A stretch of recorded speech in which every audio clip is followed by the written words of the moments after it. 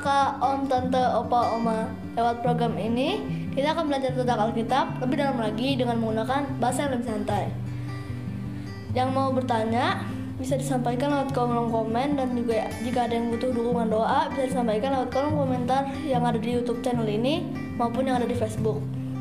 Juga mohon dukungannya dengan like, subscribe, dan tekan tanda loncengnya. Dan jika ada yang ingin mendukung lebih lewat dana, bisa disampaikan lewat nomor rekening yang tersedia di kolom deskripsi. Dan lebih dari segalanya, mohon dukungan doanya ya, agar program ini bisa menjadi berkat bagi banyak orang, terlebih menyenangkan hati Tuhan. Oh ya, program ini akan selalu menemani kita setiap Senin sampai Minggu, setiap malam. Selamat mengikuti, Tuhan Yesus memberkati semuanya. Shalom semuanya, sebelum mulai kita menyembah Tuhan terlebih dahulu. Ku mau seperti-Mu, Yesus, disempurnakan selalu dalam setiap jalanku, memuliakan nama-Mu.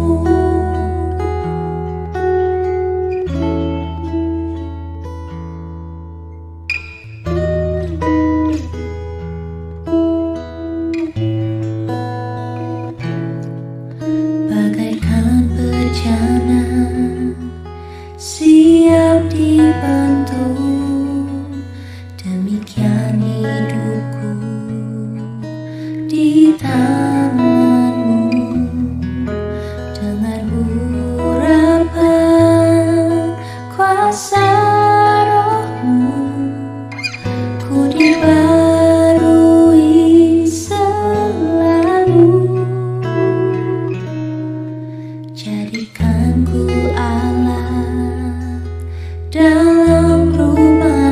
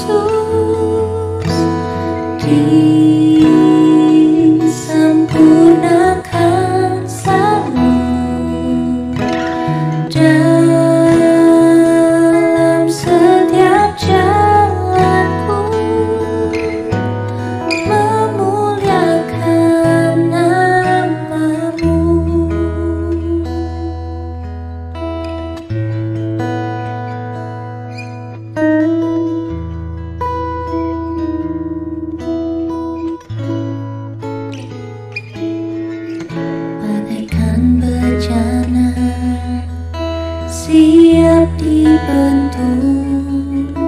Demikian hidupku di tanganmu, dengan urapan kuasa rohmu, ku dibarui selalu.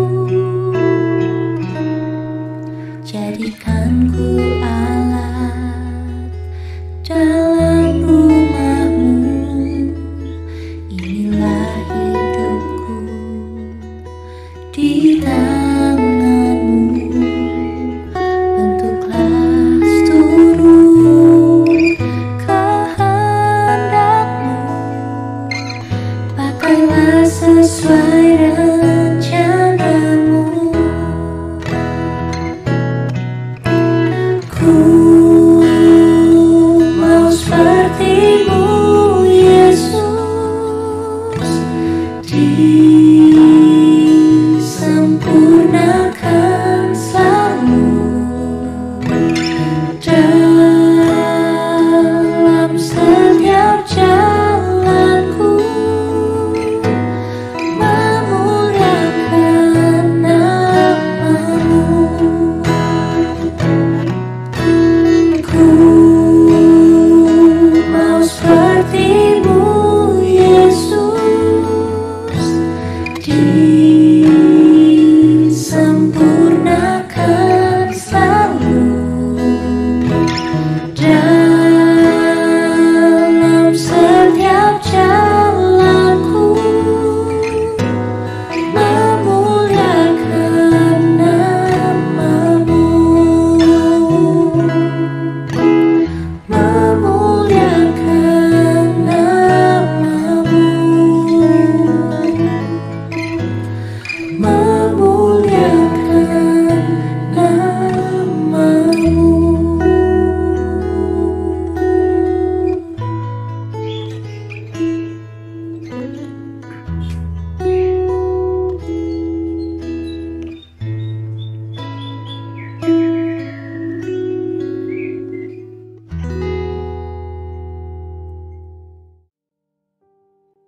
Ya, selamat malam semuanya. Kembali dalam program Deep Talk with Pase ini. Kita di hari Rabu ya. Rabu malam ini kita akan coba melanjutkan tadarusan Alkitab kita. Hari Rabu malam ini kita masuk di Wahyu pasal yang ke-12, saudara ya. Jadi Wahyu yang lumayan seru, saudara ya, karena ini bercerita soal tentang bagaimana ada pemberontakan dari surga gitu ya, dan terjadi peperangan yang luar biasa gitu ya. Dan kita akan coba membacanya dan kita menyiapkan Alkitab kita, saudara ya, di Wahyu pasal 12. Dan Bapak Ibu nanti yang punya pandangan berbeda, yang punya pertanyaan, silakan loh ya, kasih komentar di live chat ataupun di dalam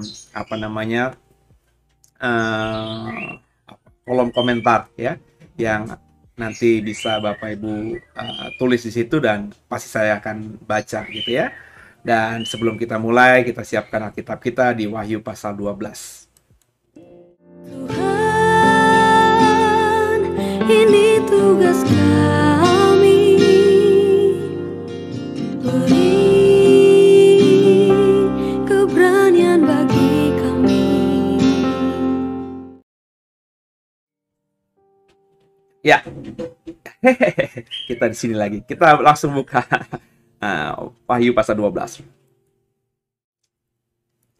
Ya, ini baru uangan yang benar ya.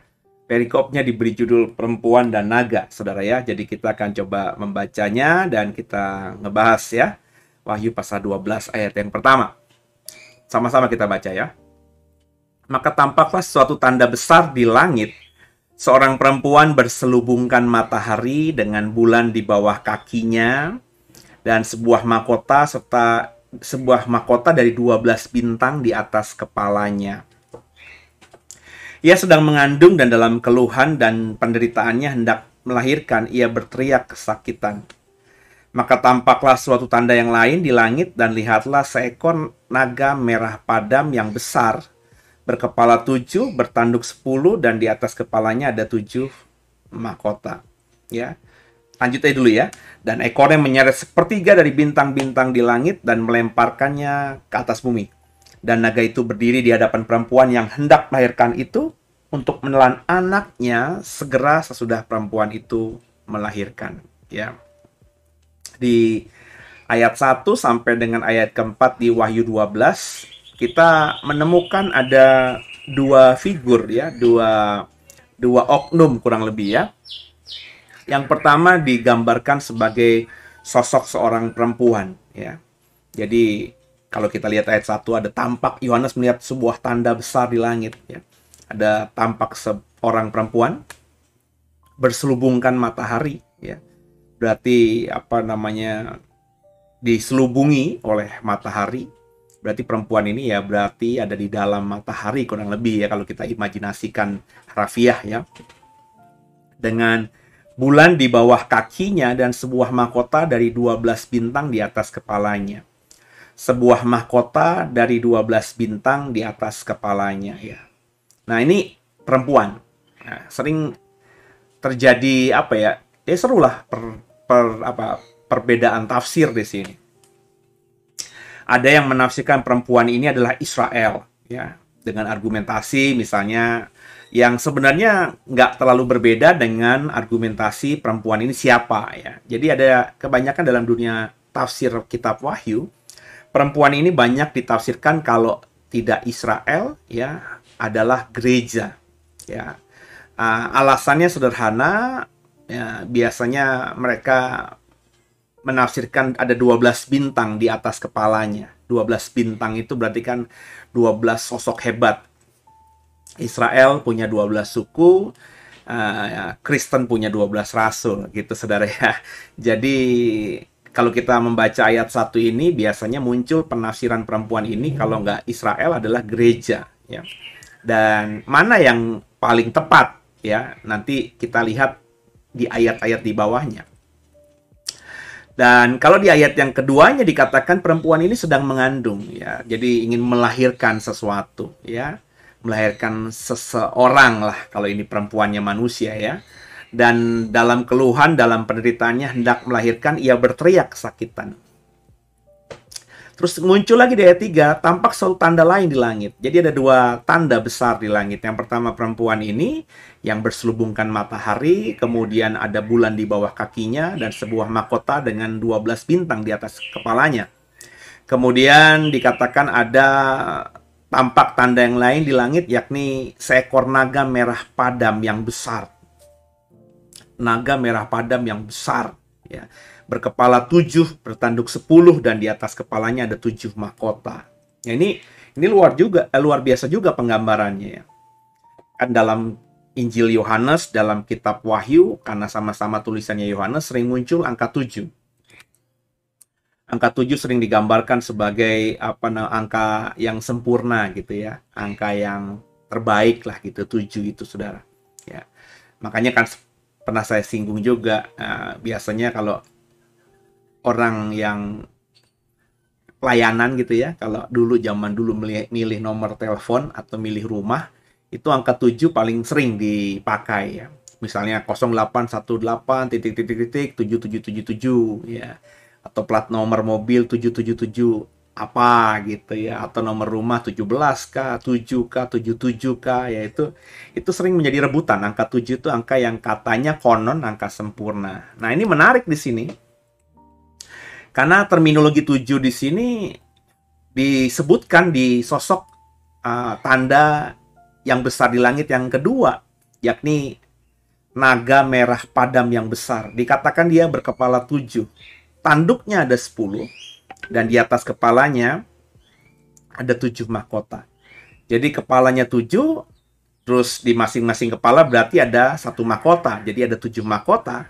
Dan menariknya di kepala yang punya mahkota masing-masing itu, yang ada 7 itu, terus dia punya tanduk 10 di atasnya. Naga merah padam yang besar. Naga merah padam yang besar ini siapa? Ya, kalau kita membaca sebelumnya, kitab-kitab sebelum kitab Wahyu, nyaris tidak pernah kita temukan terminologi naga ya yang memang dihubungkan dengan sosok yang dilihat Yohanes di pasal 12 ayat 3 kitab Wahyu ini. Jadi butuh ketelitian juga ya supaya kita bisa menafsirkan naga ini dengan tepat, dengan presisi.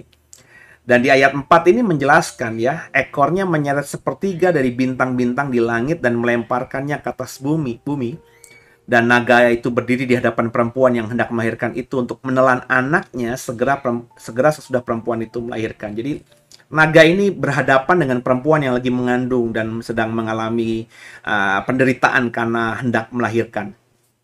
Dan dikatakan naga ini hendak menelan anak si perempuan ini sesudah perempuan itu melahirkannya. Dan menariknya di sini ada pertolongan penempatan huruf oleh Lembaga Alkitab Indonesia. Jadi Lembaga Alkitab Indonesia sudah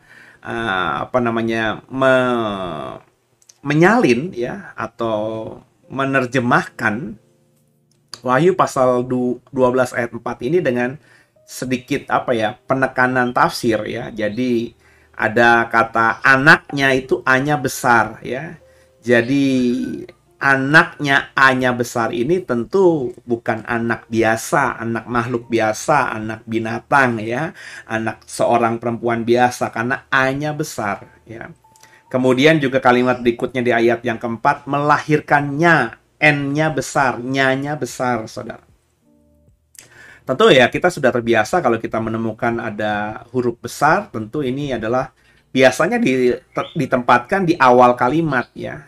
Ketika kata pertama di sebuah kalimat yang baru ditulis biasanya memang huruf besar. Tapi kalau misalnya adanya di situ N-nya besar, itu pasti nya di sini menunjuk pada Tuhan atau pada dewa atau pada oknum yang disembah itu, saudara ya. Jadi di sini LAI mengatakan bahwa naga itu berdiri di hadapan perempuan yang hendak melahirkan Tuhan ya. Naga ini ingin menelan anaknya perempuan, A-nya besar, Tuhan ya. Dan segera sesudah perempuan itu melahirkannya. Melahirkan siapa? Tuhan gitu ya. Nah, berarti ya kita dengan terminologi anaknya, perempuan melahirkan, tentu di sini kita sudah orang percaya pasti satu suara yakni Yesus. Nah, dari informasi ini kita akhirnya mengerti siapa perempuan. Sebab kalau kita jelas menafsirkan anaknya yang A-nya besar itu adalah Yesus, melahirkannya, N-nya besarnya, nya itu besar adalah Yesus, karena nggak mungkin gereja, ya. Nggak mungkin orang biasa. Ya, kalau orang biasa nggak mungkin hurufnya besar gitu, saudara ya. Pasti ini anaknya, anak Tuhan, ya. Anak tunggal Allah ya, Yesus Kristus yang kita sembah. Berarti perempuan ini jelas bukan gereja. Masa mungkin gitu, masakan gereja melahirkan Yesus, kan nggak mungkin. Jadi kalau kita lihat sejarahnya ya, yang melahirkan Yesus ya Maria tentunya, tapi Maria kan adalah orang Israel. Jadi saya menafsirkannya, saya mengikuti tafsiran yang mengatakan bahwa perempuan yang berselubungkan matahari dan di bawah kakinya ada bulan dan sebuah mahkota dengan 12 bintang di kepalanya itu adalah Israel. 12 bintang di atas kepalanya itu melambangkan 12 suku Israel. Jadi inilah yang terjadi memang kalau kita melihat perjanjian baru di kitab Injil, di mana Tuhan lewat Israel, lewat salah satu orang Israel yakni Maria, ingin memakai Maria menjadi alat gitu, sehingga Tuhan berinkarnasi menjadi manusia, menjadi daging. Ya. Dan ketika Maria yang merepresentasikan Israel kemudian melahirkan di Bethlehem, kita tahu cerita dalam sejarah Alkitab, dalam kitab Injil, bahwa raja atau penguasa saat itu tidak suka dan ingin membunuh, sehingga ada perintah dari Herodes saat itu untuk tidak lama setelah Yesus lahir membunuh semua anak yang ada di seluruh Yerusalem dan sekitarnya yang usianya di bawah 3 tahun. Ya. Jadi tindakan Herodes ini bisa merepresentasikan apa yang dikatakan di ayat 4 tadi, yakni naga itu berhadapan dengan perempuan yang hendak melahirkan itu ingin menelan anaknya. Nah, naga ini tentu adalah musuhnya atau oknum yang ingin agar anak perempuan ini tidak hidup, begitu kan? Ya, supaya anak perempuan ini atau anak Israel ini atau Yesus itu tidak bisa menjalankan misinya, karena dikatakan ingin menelan anaknya sesudah perempuan itu melahirkannya. Ya, Yesus ingin dibunuh dengan cara yang secepat mungkin, ya, seefektif mungkin, ya, supaya Yesus tidak tumbuh menjadi remaja, menjadi dewasa, dan kemudian mengerjakan apa yang diperintahkan Bapa kepadanya. Tentu naga ini bukan Herodes, ya, sebab kalau Herodes, tentu Herodes yang kita baca di Alkitab tidak sekedar hanya sebuah nama yang sambil lalu saja yang dicatat oleh para rasul. Jadi naga ini adalah beyond Herodes, ya. Ya, jadi lebih besar daripada Herodes, yang memakai Herodes menjadi alatnya, kepanjangan tangannya, supaya lewat Herodes Yesus bisa mati. Nah, kalau gitu saudara tentu sudah memahami, ya, arah saya mengatakan naga itu siapa. Naga itu tidak lain tidak bukan adalah Satan. Ya. Menarik terminologi naga ini, saudara, karena dulu di dalam kitab Kejadian, Satan, ya, iblis, itu digambarkan memakai ular.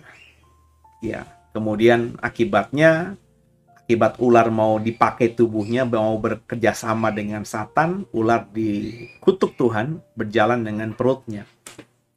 Gitu ya, saudara, ya. Dan sejak saat itu, image ular itu adalah Satan. Satan adalah ular. Satan memakai ular dalam kitab Kejadian, tapi dalam kitab Wahyu, Alkitab katakan dia sudah menjadi naga. Menarik, dalam kutuknya Tuhan kepada ular, selain berjalan dengan perutnya, Tuhan berkata, debu tanahlah akan kau makan. Ya kan? Menjadi makananmu debu tanah. Nah, problemnya ular tidak pernah makan debu tanah. Meskipun dia makannya di tanah, apa yang dimakannya sudah bercampur debu dan tanah, tapi bukan itu yang dimakannya. Ya, kalau debu tanah yang dimakannya, maka dia tidak perlu membunuh kelinci, membunuh binatang-binatang lain untuk memuaskan nafsu laparnya itu. Dia tinggal makan tanah dan debu, selesai. Ya. Jadi bagi saya, yang dikutuk Tuhan untuk memakan debu tanah itu bukan si ular atau binatang ular yang mau dipakai badannya oleh Satan untuk mencobai manusia yang namanya Adam dan Hawa. Tapi yang dikutuk Tuhan untuk makan debu tanah ini adalah Satan yang memakai ular. Kenapa, Pase? Karena ya supaya Satan yang memakai ular juga dihukum, sederhananya gitu. Sebab nggak mungkin Tuhan yang Maha Adil itu hanya menghukum si ular atau mengutuk si ular, sedangkan ular itu hanya dipakai saja raganya oleh Satan untuk mencobai Hawa dan Adam. Jadi Satan akhirnya dihukum Tuhan untuk menjadi makhluk tanda kutip yang makanannya debu tanah. Nah, masa mungkin Satan adalah makhluk roh kok makannya debu tanah? Sekali lagi, dalam kitab Wahyu seringkali penulis kitab Wahyu yakni Yohanes menggunakan simbol-simbol atau makna personifikasi. Jadi benda mati seolah-olah hidup gitu. Atau ya makhluk hidup yang lainnya seolah-olah itu adalah manusia atau apa gitu, saudara, ya. Seperti tadi kan, memakai terminologi perempuan padahal itu Israel dan lain sebagainya. Dan naga ini memakan debu tanah. Manusia diciptakan Tuhan dari debu tanah. Maka kalau dihubungkan, sekali lagi ini tafsir, saudara. Saudara boleh mengikuti, boleh tidak, is okay bagi saya. Sebab ya saya sepertinya kok menemukan ya, keklikkan, kecocokan dengan apa yang saya tuturkan sepanjang beberapa menit ini. Manusia diciptakan Tuhan dari debu tanah. Kemudian ular yang dipakai Satan dihukum Tuhan selain berjalan dengan perut untuk makan debu tanah. Ular memang berjalan dengan perutnya. Berarti dulu sebelum dikutuk Tuhan berjalan dengan perut, bisa jadi ular itu punya kaki, saudara. Bisa jadi, ya. Nobody knows sih, tapi bisa jadi. Sebab kalau sejak awalnya sudah melata, sudah berjalan dengan perutnya di tanah, ngapain lagi dikutuk Tuhan atau dihukum Tuhan berjalan dengan perut? Karena nggak usah dihukum, nggak usah dikutuk, sudah berjalan dengan perut, gitu kan, saudara? Berarti ada besar kemungkinan, ya, ular itu dulu punya kaki. Dikutuk Tuhan jalan dengan perutnya. Tergenapi, ular sekarang tidak punya kaki. Dimanapun ular kau temukan, ular melata berjalan dengan perutnya. Tapi ular yang berjalan dengan perutnya ini kenyang, tumbuh dewasa, tumbuh besar, bukan gara-gara makan debu tanah, tapi binatang. Bahkan manusia. Ya. Kemarin saya baca, saya lupa ya, ular memakan kuda Nil atau apa gitu, saudara. Saya lupa, saudara. Tapi berhasil dimakan hidup-hidup, tapi perutnya pecah, saudara. Ya. Ular tuh makan binatang hidup, saudara. Ya, telan mentah-mentah. Jadi berita itu ularnya mati karena perutnya pecah, karena besar sekali yang dimakan, dan yang dimakan juga sudah mati karena sudah beberapa waktunya dalam perut si ular ini. Jadi yang makan debu tanah siapa? Bagi saya Satan yang memang memakai raganya si ular untuk mencobai manusia. Karena kalau Satannya sendiri datang, ya tentu manusia yang ada di Taman Eden, Adam dan Hawa langsung tahu, sebab yang secara roh bicara kepada mereka adalah Tuhan, ya. Bukannya nggak ada oknum roh lain yang dikatakan di kitab Kejadian bercakap-cakap dengan mereka, yang berjalan di hari yang sejuk, setiap hari yang sejuk untuk ngobrol dengan Adam dan Hawa adalah Tuhan. Jadi kalau Satan datang dengan wujud sebenarnya, wujud rohnya, tentu Adam dan Hawa langsung tahu itu siapa. Tapi dia memakai raga ular yang ditemui sehari-hari oleh Adam dan Hawa. Bukankah semua binatang yang ada di Taman Eden itu yang memberi nama adalah Adam dan Hawa? Besar kemungkinan ketika belum jatuh dalam dosa, manusia itu bisa bercengkerama dengan makhluk hidup lainnya, termasuk binatang-binatang. Bisa jadi. Ya. Dan kita tahu akhirnya ular yang dulu di kitab Kejadian, di kitab Wahyu ini jadi naga. Berarti ada pertumbuhan, benar gak? Dari ular menjadi naga, dari kecil menjadi besar. Ya. Dan ini kalau saudara sepakat dengan tafsiran tadi, berarti Satan memang hidup sehat. Satan itu makanannya selalu tercukupi. Apa makanannya? Debu tanah. Siapa debu tanah? Manusia. Ya. Bisa jadi Satan kalau makanannya seperti kita sehari 3 kali. Sehari 3 kali itu pun ya dia berhasil menuai jiwa-jiwa yang dia rebut ya dari Tuhan. Makanya dia dari ular akhirnya bertumbuh jadi naga menurut Wahyu pasal yang ke-12. Ya, gitu ya saudara ya. Jadi ya sekali lagi ini tafsiran. Lanjut. Maka ia melahirkan seorang anak laki-laki, A-nya besar lagi, anak laki-laki ya. Maka perempuan itu, Israel melahirkan seorang anak laki-laki yang akan mengembalakan semua bangsa dengan gada besi. Tiba-tiba anaknya itu dirampas dan dibawa lari kepada Allah dan ke tahtanya. Anak laki-laki yang dilahirkan Israel itu, kita tahu Yesus Kristus itu, akan mengembalakan semua bangsa sebenarnya dengan gada besi. Ya. Nanti Tuhan akan mengembalakan semua bangsa aja dengan gada besi. Tiba-tiba anaknya itu, ya, anak laki-laki si perempuan ini, anak Israel ini, siapa saudara? Yesus Kristus itu dirampas dan dibawa lari kepada Allah dan ke tahtanya. Dirampas. Ya, dibawa lari ke surga kembali. Itu mengindikasikan bahwa ya nggak lama ya Yesus itu ya, karena situasi dan kasih Bapa, akhirnya setelah menyelesaikan semua tanggung jawab dan kewajibannya, Yesus segera diambil gitu, dibawa ke Allah dan ke tahtanya. Dalam usia yang kata banyak teolog, banyak penafsir 33,5 tahun, itu usia yang sangat muda. Ya, lanjut ayat 6. Perempuan itu lari ke padang gurun di mana telah disediakan suatu tempat baginya oleh Allah supaya dipelihara di situ 1260 hari lamanya. Kembali muncul 1260 hari yang equal dengan 3,5 tahun, equal dengan 42 bulan seperti yang kita tadarusan Alkitab semalam. Jadi perempuan ini setelah melahirkan itu dibawa ke padang gurun di mana telah disediakan suatu tempat baginya oleh Allah, dipelihara. Dan kalau itu bicara mengenai Maria, Maria juga mengalami itu kan. Setelah melahirkan dengan susah payah di Bethlehem, gak lama kemudian dia dan Yusuf dan bayi Yesus harus melarikan diri ke Mesir, ke padang gurun. Ya, tidak dikatakan berapa lama dia di padang gurun dari Mesir itu kembali ke tanah perjanjian. Kita hanya bisa menerka-nerka saja, saudara. Ada yang menafsirkan, tapi tafsirannya tadi juga tidak valid dalam artian karena Alkitab tidak mengatakan dengan sungguh. Jadi hanya menerka-nerka dengan imajinasi dan tentu dengan doa. Ya. Jadi dia dipelihara di padang gurun itu. Itu kalau ngomongin perempuannya Maria, ya pernah terjadi seperti itu. Kalau perempuannya itu Israel, Israel kan juga begitu, saudara. Ya.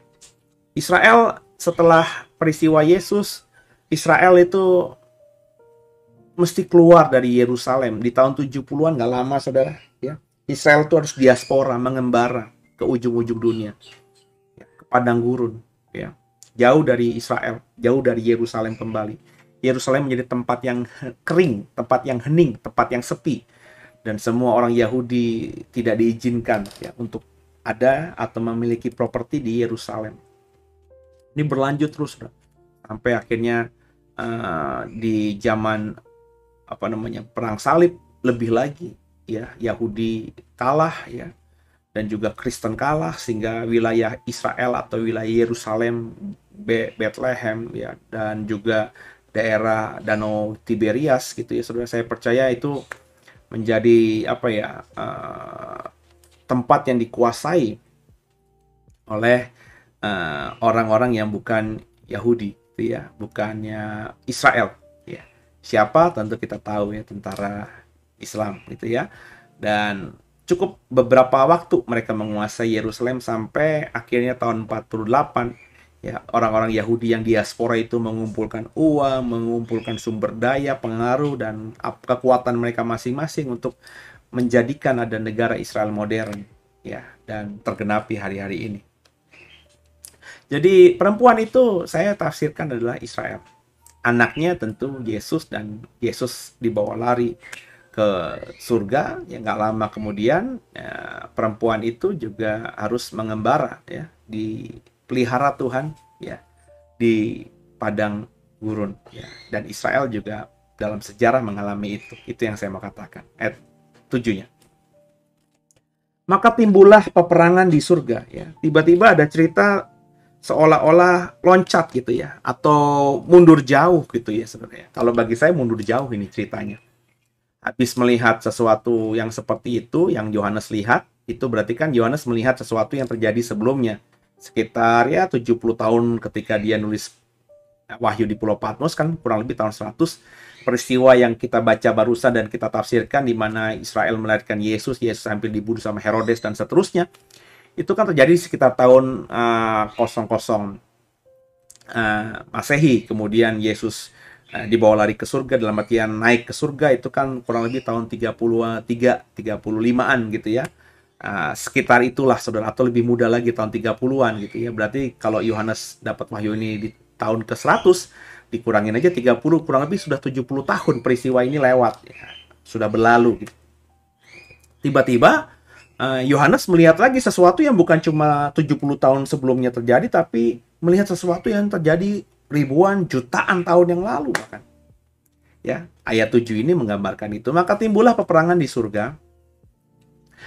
Mikael dan malaikat-malaikat berperang melawan naga itu, dan naga itu dibantu oleh malaikat-malaikatnya.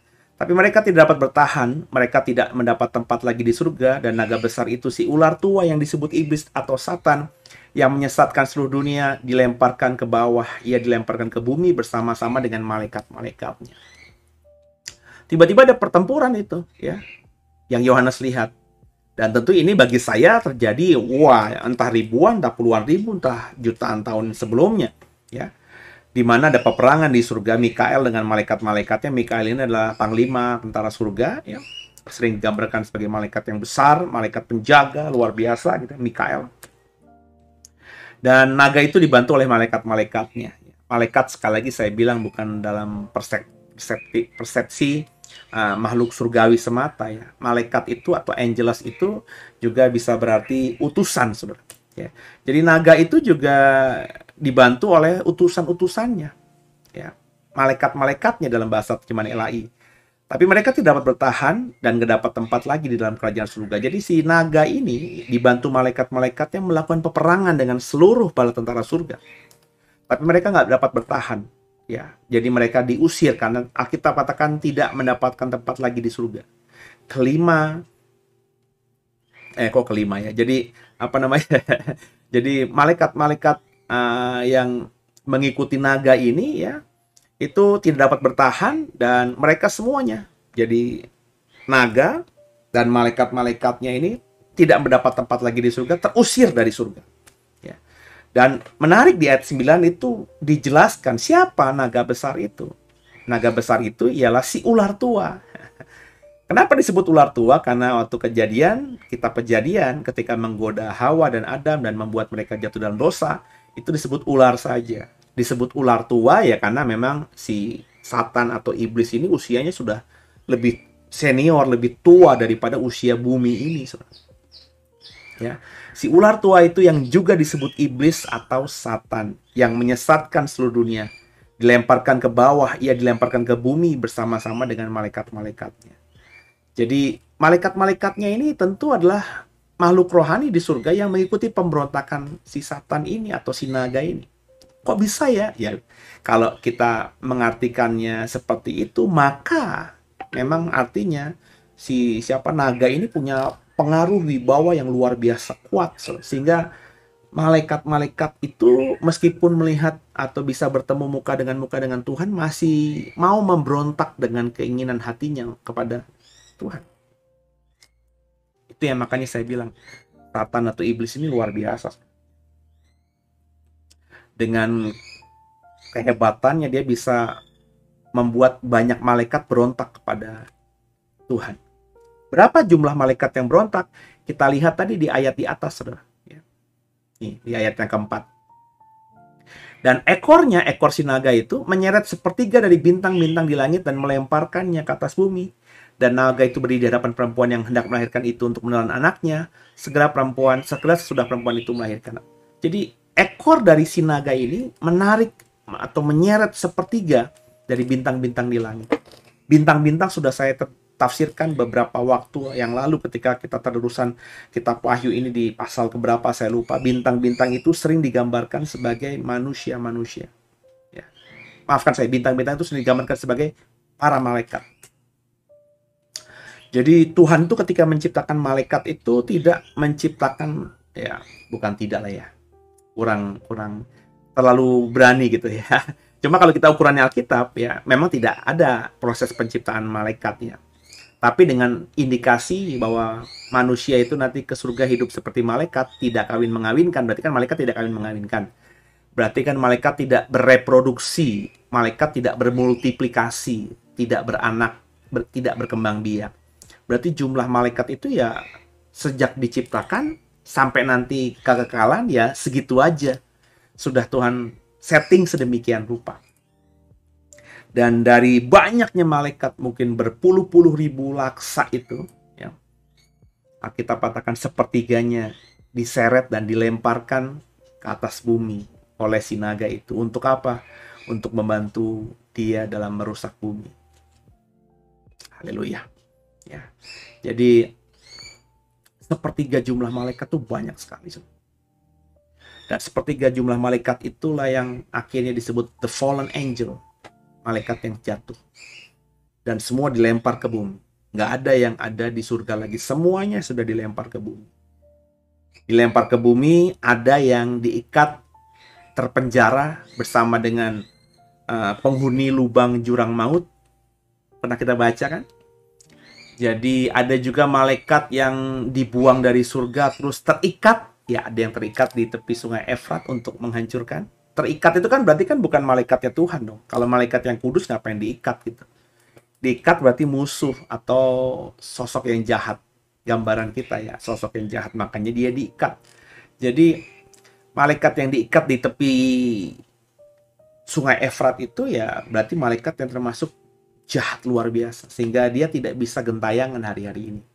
Mayoritas malaikat yang lainnya itu bisa bergentayangan. Bergentayangan mengambil wujud rupa untuk menakut-nakuti kita dengan wujud rupa yang kita takuti.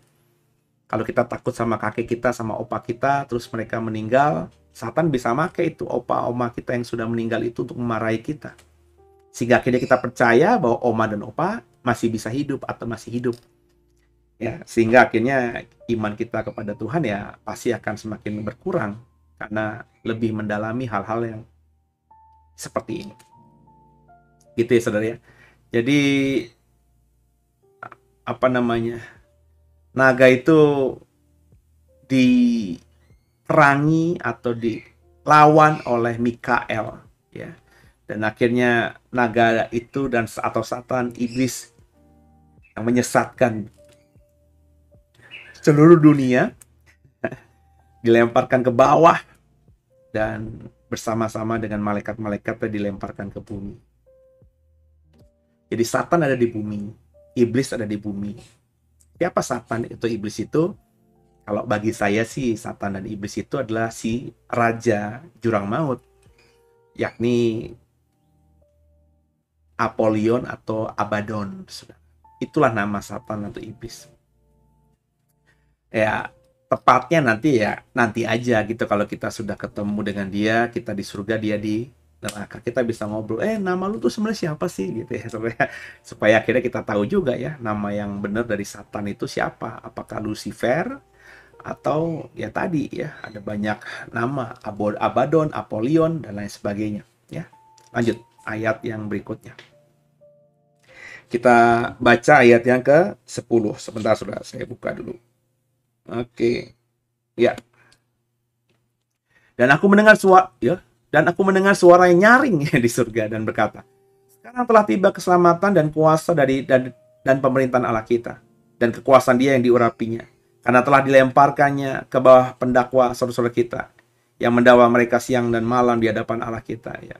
Karena telah dilemparkannya para pendakwa kita oleh karahanan domba, oleh kesaksian kita, gitu. Ada lagunya tuh saudara ya. Ya. Jadi apa namanya? Tuhan yang adil itu akhirnya melemparkan ya, semua pendakwa-pendakwa kita ya yang mendakwa umat Tuhan itu dengan luar biasa, akhirnya mereka siang dan malam di hadapan Allah kita itu didakwa kembali, didakwa balik ya. Jadi kita yang tadinya didakwa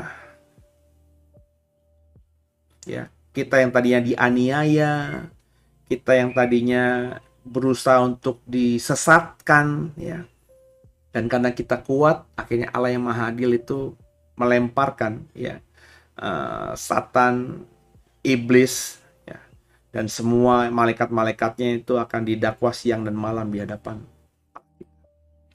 Berarti didakwa siang dan malam tuh tuntutannya nggak habis-habisnya. Iyalah, kalau Satan itu sejak dunia ini ada, sudah ada di bumi ini, bumi menjadi tempat penjaranya dia karena dia memberontak kepada Tuhan di surga, kemudian dilempar ke bumi. Nah, di bumi dia akhirnya hidup bersama dengan manusia aja udah mati kapan tahu gitu ya, manusia pertama, dan Satan tetap ada. Tentu ya niat jahatnya dia atau dosanya dia ya semakin bertumpuk, makanya didakwa siang dan malam juga nggak habis-habis gitu ya dakwaannya ya. Lanjut ayat yang ke-11. Dan mereka mengalahkan dia oleh darah anak domba dan oleh perkataan kesaksian mereka, karena mereka tidak mengasihi nyawa mereka sampai ke dalam maut. Jadi semua yang mengalahkan Satan dan juga malaikat-malaikatnya ini melawan mereka, mengalahkan si Satan ini dengan darah anak domba dan oleh perkataan kesaksian mereka. Merekanya siapa, saudara? Mereka ini adalah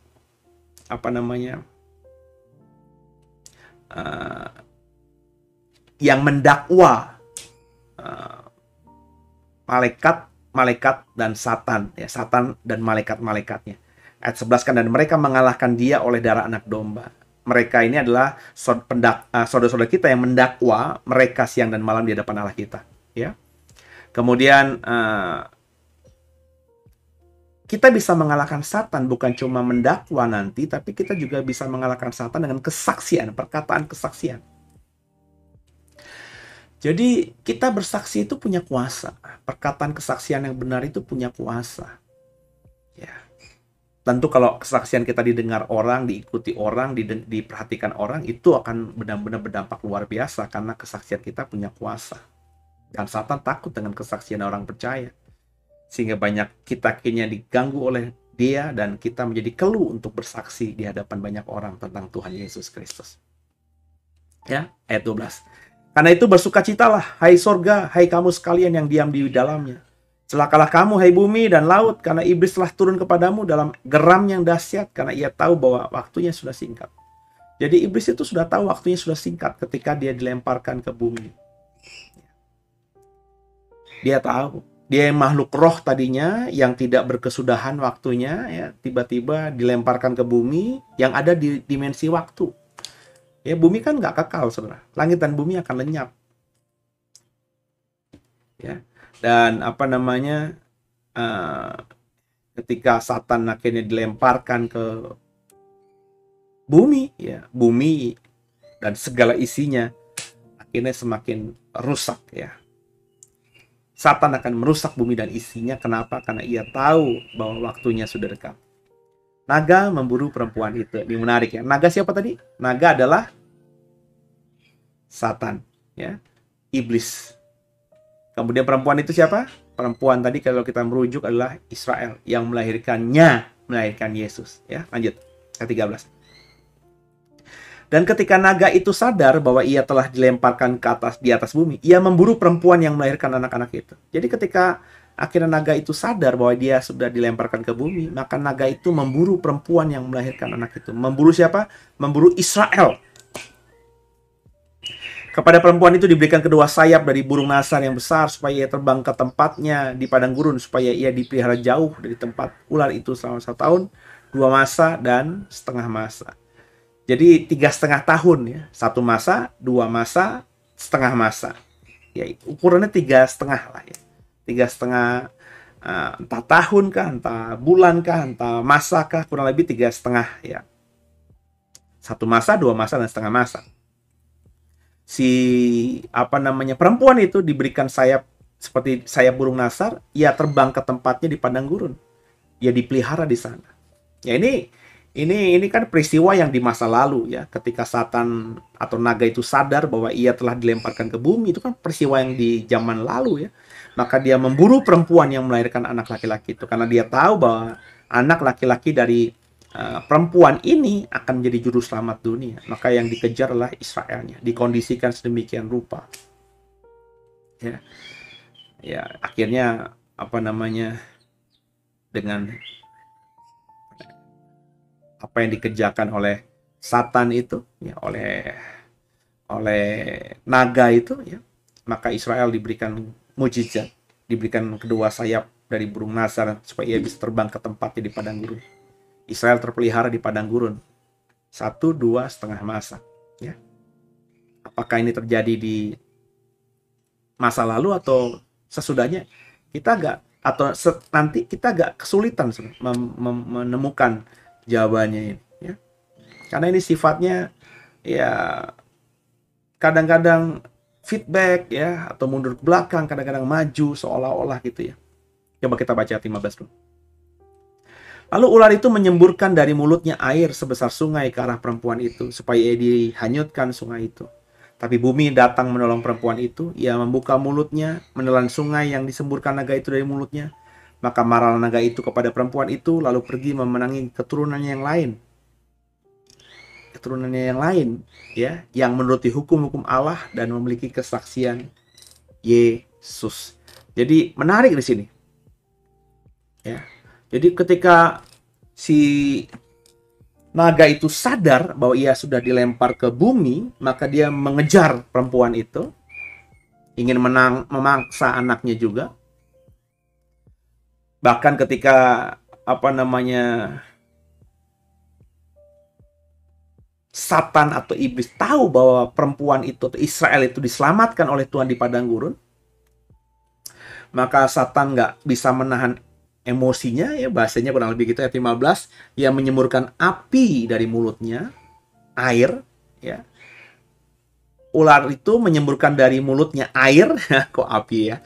Ular itu menyemburkan dari mulutnya air sebesar sungai ke arah perempuan itu. Jadi mungkin Yohanes melihat ular itu atau iblis atau Satan itulah yang menyebabkan terjadinya banjir bandang kah?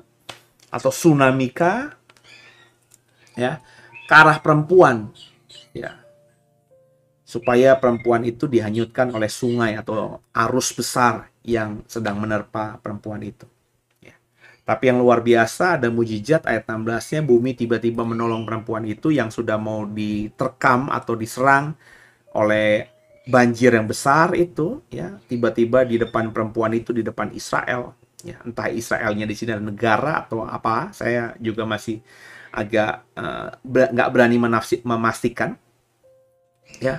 Tapi bumi menolong perempuan atau Israel itu dengan cara dia membuka mulutnya, sehingga misalnya ini arah sungai yang disemburkan oleh si Satan untuk menenggelamkan si perempuan ini. Tapi ketika akhirnya itu sungai yang deras itu mau mencapai si perempuan ini, tiba-tiba bumi membuka mulutnya dan air sungai yang besar itu masuk ke dalam, sehingga tidak bisa menerpa si perempuan ini atau si Israel ini. Israel diselamatkan Tuhan dengan cara yang ajaib. Ya, apakah sudah terjadi atau belum terjadi? Ya, kita tidak bisa memastikannya juga di sini. Kalau dihubungkan dengan ayat-ayat yang lain, ya sepertinya belum terjadi. Tapi kalau kita membaca sejarah Israel, di mana Israel sudah sepertinya mati harusnya, ya, tapi akhirnya terus bisa bertahan, itu luar biasa. Sampai hari-hari ini masih banyak orang mengaku dirinya Yahudi, itu juga luar biasa. Maka ketika perempuan itu terselamatkan karena bumi membuka mulutnya sehingga sungai itu akhirnya tertelan oleh bumi yang terbuka itu, ditelan oleh bumi yang terbuka itu, maka marahlah naga itu, ayat 17, kepada perempuan itu. Naga ini marah kepada perempuan, kepada Israel, ya. Lalu pergi memerangi keturunannya yang lain, yang menuruti hukum Allah dan memiliki kesaksian Yesus. Jadi iblis atau Satan menyerang keturunan perempuan yang lain. Pergi memerangi keturunannya yang lain, yang menuruti hukum-hukum Allah dan memiliki kesaksian Yesus. Bukankah kita tahu bahwa kita orang percaya kepada Yesus, kita Kristen ini adalah, ya, gerbong setelah Israel. Ketika Israel menolak kasih karunia, maka Tuhan mengalihkan kasih karunia kepada orang yang mau meresponnya, yakni kita orang Kristen. Barang siapa percaya kepadanya tidak binasa, melainkan beroleh hidup yang kekal. Ya kan saudara ya? Jadi kitalah nanti yang akan menjadi objek Satan dalam meluapkan emosinya, meluapkan amarahnya. Dikatakan naga itu marah kepada perempuan itu, ya, marah kepada Israel karena dia tidak berhasil membunuh anaknya, ya, N-nya besar. Maka naga itu yang masih marah dengan perempuan ini akhirnya terhadap Israel gitu ya, iblis yang masih tidak suka dengan Israel ini akhirnya melampiaskan atau mengalihkan energinya, ya, untuk pergi memerangi keturunan dari perempuan yang lain. Perempuan ini yang lain. Siapa? Ya, Israel kan melahirkan Yesus. Terus Yesus berkata kepada murid-muridnya, ya, Paulus menekankan juga, ya, bahwa kita ini adalah Israel rohani, ya, menjadi ahli waris antara Tuhan dan Abraham via Yesus. Itu kata bahasa Paulus, ya. Jadi kita keturunan yang lain dari Israel ini. Kita keturunan yang lain dari Abraham, Ishak, dan Yakub lewat garis Yesus. Kita juga punya kesaksian tentang Yesus. Maka hari-hari ini kalau Bapak Ibu mengaku, Pak, saya sedang digocoh sama setan, saya sedang diintimidasi sama setan, saya kok hidup saya susah terus ya Pak ya. Saya diserang sama setan terus gitu ya. Ya, saya malah bilang bersyukur gitu ya. Justru orang-orang yang hidupnya anteng-anteng aja, yang aman-aman aja. Saya jangan-jangan menduga agak yakin ya, jangan-jangan orang-orang seperti ini sudah berdamai dengan Satan, dengan iblis, dengan naga ya. Sehingga naga, si iblis, si Satan yang sama ini ya tidak lagi punya kepentingan untuk memerangi kita. Karena dianggapnya kita udah CS sama dia. Kan parah gitu sebenarnya. Jadi kalau saudara hidupmu dalam kurun waktu tertentu seringkali menghadapi ujian demi ujian, itu bagi saya sah-sah saja. Itu menunjukkan kita mau naik kelas gitu ya, mau naik tingkat. Jadi kalau ada kita merasa kita ini diperangi terus, dilukai terus, dibuat susah terus sama iblis, maka kita memang sudah menjadi seorang Kristen. Tapi kalau kita merasa hidup kita aman-aman aja gitu ya, fine-fine saja ya, jangan-jangan tadi kita sudah CS-an sama naga. Naga sudah bisa melihat roh kita, sehingga ngapain dia habisin energi untuk menggocoh kita kalau dia tahu bahwa kita sudah pasti jadi pengikutnya. Terlebih dia bisa melihat kita terlalu menyembah mamon, mengutamakan pekerjaan, mengutamakan hal-hal lain selain Kristus. Gitu saudara ya. Jadi hari ini bagaimana saudara? Sepanjang minggu dan bulan yang baru ini paling tidak ya, sampai tanggal 7-8 ini, bagaimana saudara? Apakah saudara merasa hidupmu fine-fine saja? Bersyukur pertama kalau ngerasa hidup saya terpelihara Pak, cukup bersyukur. Tapi kalau kau merasa bahwa iya loh saya jadi Kristen tuh nggak pernah susah loh gitu ya, diberkati terus loh ya, ekonomi lah, damai sejahtera lah, dan lain sebagainya, coba introspeksi diri kalau bagi saya. Karena jangan-jangan ya tadi saya bilang, Satan udah lagi nggak berkepentingan atasmu, karena dia bisa melihat rohmu, itu sudah satu DNA dengan rohnya dia. Jadi kalau udah tahu Satan kita ini jadi pengikutnya, karena hidup kita ya hampir kayak Satan gitu ya. Hidup kita mau menang sendiri, mengutamakan daging, menghalalkan segala cara ya. Yang penting kita terpuaskan ya, kita nggak peduli perasaan orang dan lain sebagainya, kita nggak punya kasih. Nah kalau dia tahu kita seperti itu, ngapain dia goda kita atau membuat kita susah lagi? Kan lebih baik energinya dia diarahkan kepada untuk menyerang atau mengintimidasi orang-orang Kristen yang sejati kan, yang memegang yang memegang hukum-hukum Allah, menuruti hukum-hukum Allah, dan memiliki kesaksian tentang Yesus. Jadi kalau hari hidupmu setelah kau terima Tuhan agak ada kayak roller coaster begitu ya, ada tantangan demi tantangan, cobaan demi cobaan, ujian demi ujian. Padahal kita sudah introspeksi diri, kita nggak ngerasa berbuat dosa, kita udah kerja bagus ya, berusaha do the best, udah buat yang terbaik, tapi kok seperti ini ya, ya bersyukur aja sama Tuhan. Karena jangan-jangan Tuhan izinkan kita sedang mendapatkan ujian, dan ujian itu ya tentu atas seizin Tuhan ya, dan bisa jadi yang diminta Tuhan untuk menguji kita itu adalah iblis atau Satan. Memang bisa ya Pak? Bisa. Contohnya Ayub. Iblis tidak punya hak atas Ayub, tapi ketika Tuhan izinkan, boleh kamu apa-apakan dia, asal jangan nyawanya kau sentuh. Ya. Maka iblis membuat Ayub benar-benar habis-habisan. Anaknya mati, dibuatnya. Ya. Terus harta bendanya habis dibuatnya, bahkan sahabat-sahabatnya itu mengutuki dia gitu ya. Dan itu yang dialami oleh Ayub. Ya. Tuhan izinkan iblis untuk menggocoh Ayub, karena Tuhan sayang sama Ayub, ya Tuhan ingin Ayub naik kelas gitu ya, maka pasti diizinkan ya. Tapi nyawa hidupnya Ayub itu tidak boleh disentuh sama iblis atau Satan. Ya. Dan akhirnya kita tahu cerita Ayub seperti apa. Rancangan Tuhan bukan kecelakaan, meskipun awalnya kecelakaan. Bayangin anaknya mati, hartanya habis, tapi rancangan Tuhan adalah damai sejahtera. Di endingnya kita tahu Tuhan balaskan berkali lipat apa yang hilang dari tangan Ayub. Ya.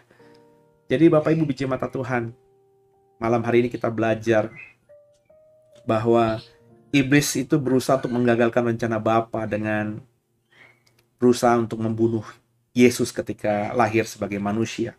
Ya. Dengan caranya yang licik, memakai Herodes dan lain sebagainya, tapi nggak berdaya. Ya. Akhirnya Yesus bisa menjalankan misi yang diberikan Bapanya untuk menjadi manusia, menyelamatkan manusia, mati di atas kayu salib. Dan ketika iblis tahu bahwa apa yang dikerjakannya untuk menggagalkan rencana Yesus ini gagal, ya, dengan banyak cara, dalam pencobaan di padang gurun, ya, dengan Yudas Iskariot, ya, dengan banyak hal lah, ya. Yesus tetap firm, ya, di jalan panggilan yang diberikan Bapa kepadanya. Maka iblis marah, ya, nggak bisa menerkam atau menelan anaknya perempuan ini, ya. Akhirnya iblis marah kepada perempuan ini yang menjadi cikal bakal dari semuanya, ya. Kemudian dia memerangi keturunan yang lain, ya. Nah, keturunan yang lain ini ya spesifiknya menuruti hukum-hukum Allah dan memiliki kesaksian Yesus. Jadi kalau saudara tidak mau diperangi sama iblis, sederhana, ya. Jangan menuruti hukum-hukum Allah, jangan baca ayat kitab, jangan ikut tadarusan Alkitab PASE ini, ya. Nggak usah juga dengar khotbah, nggak usah juga ibadah, ya. Nggak usah baca Alkitab, nggak usah doa, ya. Dan nggak usah bersaksi, udah, ya. Jadi orang yang duniawi aja. Maka orang-orang begini ini tidak akan diperangi iblis. Tapi ada loh Pak, orang yang tidak taat sama Tuhan, orang yang jelas-jelas melanggar perintah Tuhan, terus kesaksiannya juga nggak ada, tapi hidupnya susah juga tuh Pak, ya. Kata Pak Seno, hidupnya susah itu pasti jangan-jangan indikasi di sedang diserang sama iblis, karena iblis tahu bahwa orang ini orang benar. Ya nggak gitu juga saudara. Ada orang miskin, ada orang bodoh, ada orang miskin, ada orang susah, ada orang menderita, itu bukan karena iblis, tapi karena kebodohannya sendiri. Benar dong saudara? Kita ini orang Kristen dikit-dikit sering-sering nyalahin iblis. Ini pasti ada iblis nih, ya. Maka orang Kristen, apalagi kayak saya dan saudara gitu ya, kalau saudara sama dengan saya aliran Pentakosta karismatik, kita kalahkan, kita patahkan kuasa iblis, ya. Kita hancurkan kuasa iblis, kita injak-injak iblis. Ya, kalau injak-injak iblis tuh pakai ekspresi lagi, gitu ya, diinjak-injak. Padahal iblis kan roh adanya, ya. Lu nginjak apaan gitu ya? Yang ada kalau kita tekan lantai kita dengan kencang dengan kaki kita yang sakit gitu ya. Jadi ya kadang-kadang boleh lah ya. Zaman dulu kan kita sering, kalau nyanyi itu imanisu, kita kalahkan, kita patahkan iblis, ya. Kita pakai ekspresi gitu ya. Ya, biar iblis tahu ya bahwa kita bisa mengalahkan dia. Iya sih. Ada bagusnya juga gitu ya. Tapi nggak perlu begitu juga kalau kita punya kuasa dan hidup benar, ya, menuruti hukum-hukum Allah, memiliki kesaksian Yesus, ya, Tuhan pasti akan pelihara kita. Kita bisa diizinkan Tuhan untuk digocok sama iblis, ya, tapi nyawa hidup kita itu nggak akan bisa disentuh, ya. Kita mati hidup itu karena Tuhan. Jadi kalau ada orang lain di luar sana tidak Kristen, ya, tidak taat sama Tuhan, nggak percaya sama Yesus, percaya aja nggak, apalagi bersaksi tentang Yesus dalam hidupnya kepada orang di sekitarnya, dan mereka ini susah hidupnya, mereka ini menderita hidupnya, itu saya yakin bukan karena iblis, ya, tapi karena kebodohannya, kemalasannya, ya, akumulasi dari semua hal-hal duniawi dan manusiawi itu, ya, malas kerja dan lain sebagainya, ya, orangnya nggak tekun, ya, itu kan kesalahan atau kebodohan manusia. Jadi jangan salahin iblis. Ya, iblis kadang-kadang kasihan juga. Lo bukan gue yang bikin dia miskin, lo nyalain gue. Lagi ngapain gue bikin dia susah juga? Orang nggak usah gue bikin susah juga, gue tahu kok dia nggak percaya sama Yesus. Orang dia juga gue tahu hatinya busuk, ya, mirip-mirip gue. Jadi ngapain gue godain dia? Nggak usah digoda aja, udah jadi pengikutku. Kurang lebih kan gitu sebenarnya. Tapi kalau saudara hidupnya benar, ya, terus kok kita tiba-tiba mengalami cobaan yang Tuhan izinkan, mengalami penderitaan, kesusahan, kita introspeksi diri. Saya selalu berkata introspeksi diri itu kunci. Lihat, ngukur diri, jujur sama diri. Gue buat salah apa ya? Gue ngelakuin apa ya? Nyakitin Tuhan nggak ya kemarin ya? Ada perintah Tuhan yang dilanggar nggak ya? Gue korupsi nggak ya? Gue main perempuan nggak ya? Nah, mulut gue ini kasar ya, sering ngutukin orang ya. Nah, kalau kita ngerasa enggak, gue nggak ngelakuin semua tadi. Gue hidupnya bener aja. Andai kata ada dosa yang gue sengaja atau tidak sengaja, ya, tiap malam aku minta ampun sama Tuhan. Dan kayaknya dosa yang disengaja itu nggak pernah aku buat lagi. Kalaupun nggak disengaja, tiap malam aku mohon pengampunan Tuhan. Supaya dosa yang tidak aku sadari itu ya bisa diampuni. Dan besok Roh Kudus tolong supaya tidak melakukan hal yang sama. Kayaknya beres hidupku. Nah, kalau sudah introspeksi diri dan merasa hidupmu sudah benar di jalannya Tuhan, hadapi penderitaanmu itu. Hadapi salibmu itu. Hadapi hook yang dibebankan dalam pundakmu itu. Lewati itu. Jangan bersungut-sungut. Karena saya percaya kalau kita sudah hidup benar dan itu terjadi atas diri kita yang namanya penderitaan itu artinya kita sedang dalam ujiannya Tuhan. Ya. Kalau sedang dalam ujiannya Tuhan, berarti kita harus selesaikan ujian itu. Jangan kabur, jangan lari, jangan marah-marah, jangan diem. Susah. Gue diem aja sini, gue ngambek. Enggak dong. Kerjain. Ya. Dengan sekuat tenaga, dengan minta pertolongan Roh Kudus, hadapi semua itu. Kalau kita bisa menyelesaikan soal-soal ujian itu, dan ujian itu kita dapat nilai bagus dari Tuhan, pertama, iblis akan merasa bahwa kita ini luar biasa. Dia nggak akan berani sentuh kita lagi kemudian hari. Yang kedua, kita dapat apresiasi tentunya dari Tuhan. Ya. Karena kita dapat nilai yang terbaik dalam ujian kita. Naik kelas, gitu saudara. Dan makanya orang Kristen tuh penderitaan tuh nggak akan lama. Kesusahan nggak akan lama. Even kemiskinan nggak akan lama. Saya nggak percaya ada orang Kristen yang sepanjang hidupnya akan terus miskin. Orang Kristen bisa jadi miskin. Orang Kristen bisa jadi sakit. Orang Kristen bisa jadi susah. Orang Kristen bisa menderita. Banyak tokoh di Alkitab ini mengalami hal-hal itu. Tapi nggak selamanya. Ya, kita adalah orang yang diberkati Tuhan. Tuhan maunya memberkati kita. Dia mati di atas kayu salib itu agar kita bukan semata diselamatkan, ya, tapi kita juga bisa mengalami hidup yang berkemenangan di bumi ini. Punya kuasa, bisa mengalahkan musuh-musuh kita, roh jahat di udara, setan iblis. Jadi percayalah saudara, kalau saudara sudah introspeksi diri dan mengalami hal yang buruk hari ini, hadapi, itu ujian dari Tuhan. Tuhan memberikan pencobaan tidak akan pernah melebihi kekuatan kita. Itu kata kita. Hadapi dengan berani. Ada Roh Kudus, Allah beserta kita, hadapi aja. Susah, sakit, sedih, hadapi aja. Sampai nantinya kau akan melihat bahwa rancangannya itu adalah damai sejahtera. Ya, saya dalam pengalaman sudah melewati beberapa kali seperti itu. Saya percaya Roh yang kita sembah sama, Tuhan yang kita sembah sama. Kalau dia bisa berperkara seperti itu terhadap saya bisa merasakan hasil atau hadiah setelah lulus ujian. Tuhan yang sama juga pasti akan memperlakukan saudara. Karena kita adalah hamba-hambanya. Kita adalah anak-anaknya. Kita adalah biji matanya. Itu ya saudara ya. Semoga jadi berkat di Wahyu pasal 12 ini. Kalau ada yang dipertanyakan silahkan. Ya, nanti kalau saya baca pas live, jawabannya tidak bisa saya balas di live chat atau di kolom komentar, saya akan bagikan di program berikutnya. Ya, saya janji akan menjawabnya. Gitu ya saudara. Jadi ayo sama-sama kita bertumbuh dalam program ini. Kita sudah sampai Wahyu 12, besok Wahyu 13, berarti nggak lama lagi ya. Paling 10 hari lagi kita sudah selesaikan kitab Wahyu ini. Dan habis Wahyu kita mau ngomongin kitab apa saudara? Ya, saya coba kitab di Perjanjian Lama ya. Cuman kitabnya apa kita nanti akan saya masih dalam proses penggumulan ya, supaya pas gitu ya, jadi berkat buat semuanya. Tuhan Yesus memberkati semua. Banggaku punya Bapa sepertimu yang tak pernah meninggalkanku.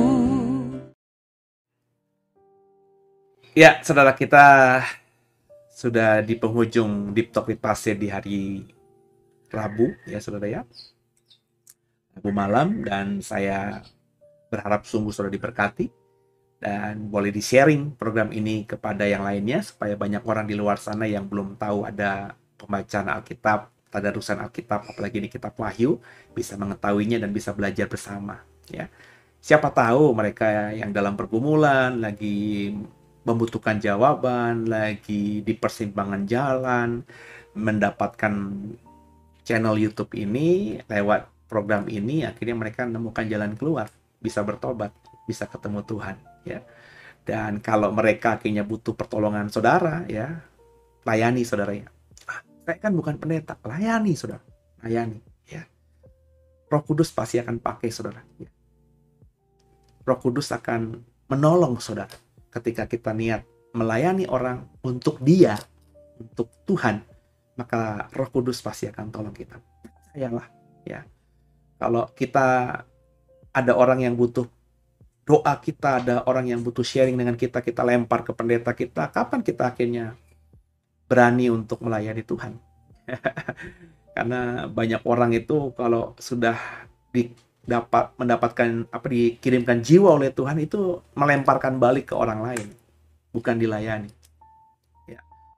Nah, padahal kalau kita layani mereka secara pribadi, ya, dengan tentu kelebihan dan tentu kekurangan kita masing-masing, Tuhan pasti tahu, dan kita pasti dapat upaya yang luar biasa gitu ya.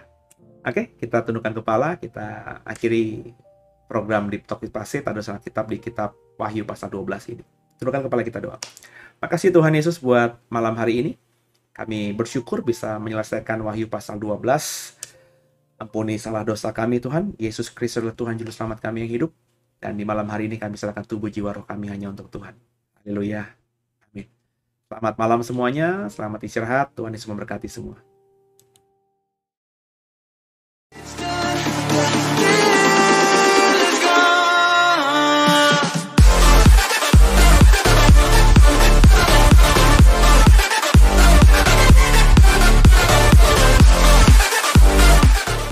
Bagi Bapak Ibu yang merasa diberkati dan ingin memberkati kami lebih lewat dana, dapat disalurkan melalui scan barcode berikut ini atau ditransfer melalui rekening yang ada di layar Bapak Ibu Saudara.